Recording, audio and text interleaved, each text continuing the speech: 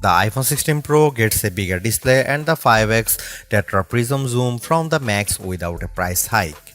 Add in promising Apple Intelligence features, a smarter Siri, and longer battery life, and this is a compelling flagship phone value.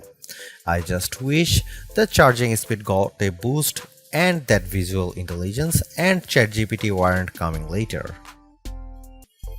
Don't expect much new from the iPhone 16 display. The only real news beyond the size increase to 6.3 inches for this OLED screen is that it can get dimmer.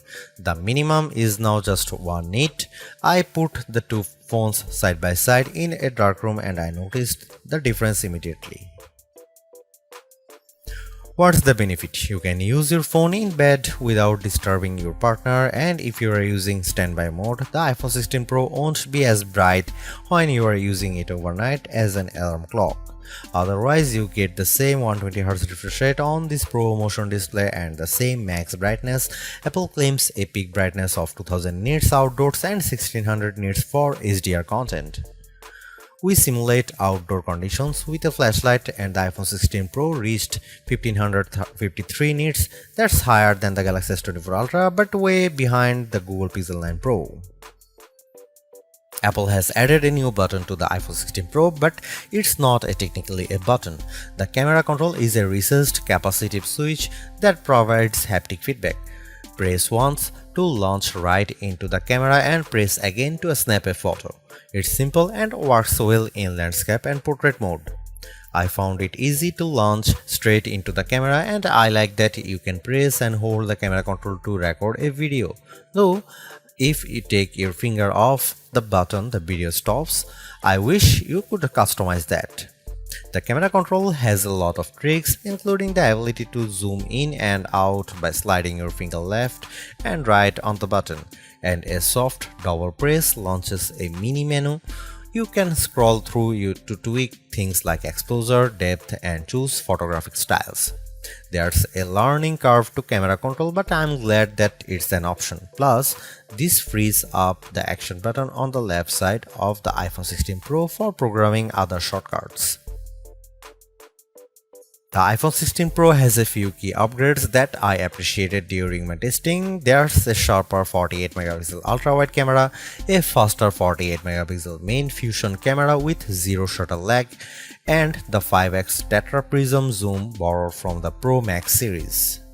In addition, photographic styles are integrated directly into the Camera and Photos app, so you can change skin undertones and the mood effect of your photo on the fly. Plus, you can tweak it after the fact. To test the iPhone 16 Pro's faster performance, I had my son take a photo of me shooting a jump shot side by side with the iPhone 15 Pro, and the result is brighter and more detailed image. How does the iPhone 16 Pro compare to the best camera phones? I shot a number of pictures using the iPhone 16 Pro alongside the Samsung Galaxy S24 Ultra and the Google Pixel 9 Pro XL to find out. I put the ultra-wide camera to the test on the iPhone 16 Pro with this shot of a beach and Apple comes out on top. The colors are more natural through the iPhone versus the Galaxy S24 Ultra, and Samsung's peak looks distorted on the right side by the flowers. Here are some camera samples of iPhone 16 Pro.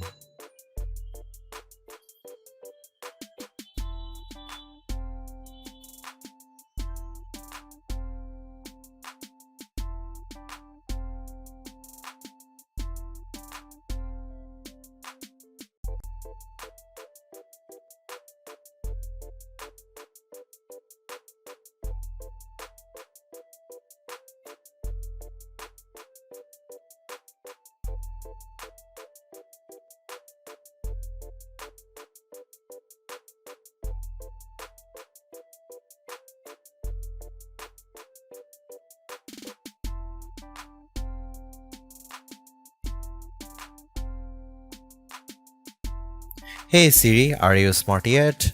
Apple Intelligence isn't officially coming to the iPhone 16 series until October, but I was able to try out some of this feature ahead of its official launch as part of the iOS 18.1 developer preview. Writing tools can be fairly helpful. I used it to summarize a long note in the Apple Notes app and it came up with a useful summary. I also had fun with writing tools trying to rewrite an email I purposely wrote in a rude tone, choosing the professional option, and the result was indeed closer to what I would usually send. I also used Apple Intelligence to look up how to do various things on the iPhone and get back step-by-step instruction for how to screen record on your iPhone, so you'll definitely spend less time looking up how to at online. On the Photos front, my favorite Apple Intelligence feature is Memory Movie. You can give the Photos app a prompt like a beach memories through the years with an upbeat soundtrack, and you will see the AI go to work sifting through all your photos and videos, and the end result was pretty satisfying, fittingly ending with a sunset peak.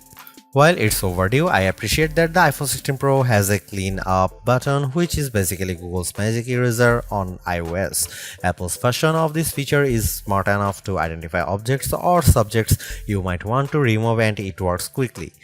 But the feature struggled in some cases to completely erase what I didn't want in the frame. Siri is definitely the biggest upgrade with Apple Intelligence. It's a lot more conversational and forgiving of mistakes as we speak. For example, I was able to correct a timer from 10 minutes to 5 minutes on the fly and Siri got it right. The new Siri in Apple Intelligence is also better with follow-up questions. For example, I could ask about the weather today and then say, how about the rest of the week? And I got an extended forecast. Siri was also smart enough to answer who do the Yankees play next and what are the odds in succession, though it couldn't tell me who the starting pitcher was. I got several links instead. Another plus is that you can talk to Siri just by typing. You tap the bottom of the iPhone 16 Pro to enter your query, which comes in handy when you can't talk. Siri is definitely getting better, but it doesn't have that wow factor that you will experience with Gemini Live Voice or GPT-40 Voice, where it feels like you are having a real conversation with a chatbot. Overall, the iPhone 16 Pro is arguably the best flagship phone under $1,000. You get the same excellent cameras as the iPhone 16 Pro Max for $200 less, and I think the screen is big enough at 6.3 inches while being easy to use with one hand. I also like the improved battery life, handy camera control, and compelling audio mix feature for videos. The Apple Intelligence capabilities such as writing tools, the new Siri, and cleanup show promise, but some of the more exciting features like ChatGPT integration, image background, and the Google Lens like visual intelligence are coming later. In terms of the competition, I think the Galaxy S24 Plus and Google Pixel 9 Pro have more compelling AI features right now, but I prefer the camera system from the iPhone in many cases and the extra performance from its A18 Pro chip. Should you upgrade to the iPhone 16 Pro? If you have an iPhone 13 Pro or older phone, I'd say yes. And if you have an iPhone 14 Pro, I'd say wait to see how well Apple Intelligence works once it fully rolls out before you buy.